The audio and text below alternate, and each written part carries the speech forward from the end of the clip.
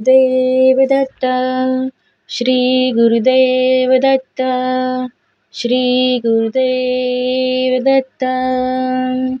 अध्याय 11. नृसिंह सरस्वती जन्माख्यान. श्री गणेशाय नमः. सिद्ध म्हणाले, जी स्त्री श्रीपादांची पूजा करीत असे व शनी प्रदोषाला शंकराची पूजा करीत असे, तिला पुढे मृत्यू आला. तिला कारंज गावात वाजसने शाखेत एक विप्रकन्या म्हणून पुढचा जन्म मिळाला. तिच्या आईवडिलांनी तिचे नाव अंबाभवानी असे ठेवले. अंबाभवानी मोठ्या झाल्यावर त्याच गावात शिवभक्त अशा माधव नावाच्या ब्राह्मणाशी त्यांचा विवाह झाला. त्यांचा संसार चालू झाला.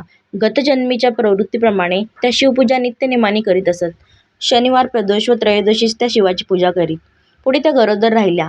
9 महिने झाल्यावर शुभ दिवशी प्रसूत होऊन त्यांना पुत्ररत्न झाले. ते बालक फारच तेजस्वी होते. जन्मताच ते ओंकाराचा उच्चार करू लागले. पुढे यथाकाल त्या बालकाची मुंज केली.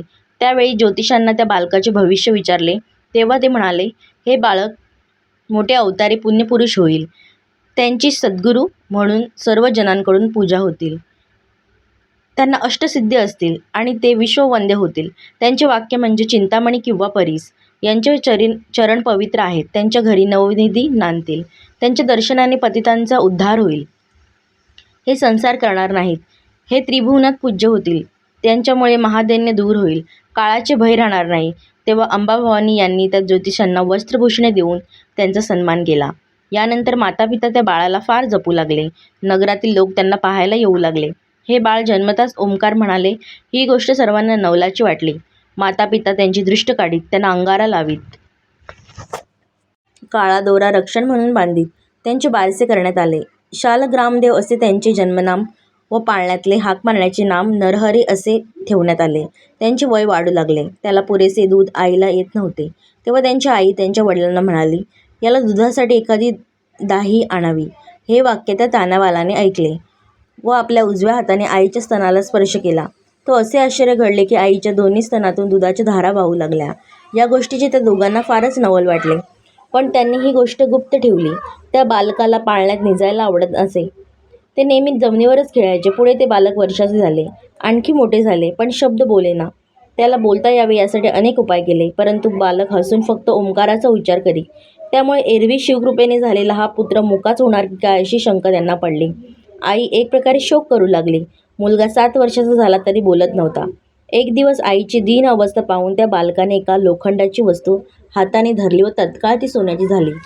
ते पाहून आईला व वडिलांना फारच आश्चर्य वाटले. मग आईसाठी त्याने देवघरातील काही वस्तू हस्तस्पर्शाने सोन्याच्या करून दिल्या. तेव्हा आईने त्याला विचारले, मुला, तू कोणतरी अवतारी पुरुष आहेस, पण तू बोलत नाहीस, मौनच असतोस म्हणून वाईट वाटते. तू केव्हा बोलायला लागणार आहेस? त्यावर त्या नरहरीने जानवे, शेंडी व मेखला यांच्या खुणा केल्या व माझी मुंज करा असे सुचवले. तेव्हा योग्य मुहूर्त काढून माधव व अंबाभवानी यांनी मोठ्या थाटात मुंज केली. मुंजीत दाणे, दक्षिणा, भोजन यात पुष्कळ धन खर्च केले.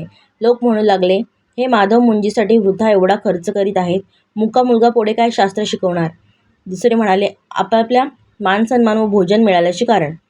तो मुलगा गायत्री शिको वा न शिको असे प्रवाद चालले होते. पण सर्व विधी योग्य प्रकारे करून माधवाने मुलाचे उपनयन केले व भिक्षावळ घातली. त्यावेळी पहिली भिक्षा घालताच मुलगा ऋग्वेद संहिता घडाघड म्हणू लागला. दुसरी भिक्षा घालताच यजुर्वेद व तिसरी भिक्षा घालताच सामवेद संहिता म्हणू लागला. त्यावेळी सर्वांच्याच आश्चर्याला पारावर राहिला नाही. नंतर नरहरी म्हणाले, माते, मला तू भिक्षा मागण्याची आज्ञा दिलीस, त्याप्रमाणे मी इथून पुढे भिक्षाच मागेन.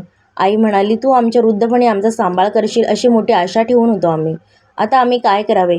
असे मोठ्या निराशेने उद्धार काढून ती एकदम मूर्छित झाली. तिला सावध केले. ती हुंदके देऊन रडू लागली.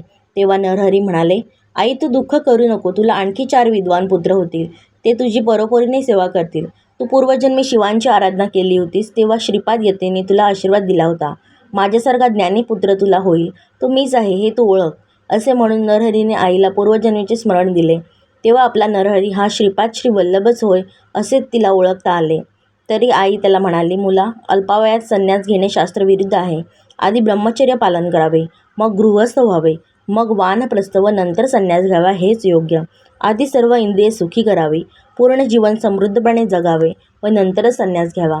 अशा प्रकारे आईचे सांगणे ऐकून नरहरीने मातेला तत्त्वज्ञान सांगितले. सिद्ध म्हणाले, आता ते मी तुम्हाला सांगणार आहे. 11वा अध्याय समाप्त. श्री गुरुदेव दत्त. श्री गुरुदेव दत्त. श्री गुरुदेव दत्त.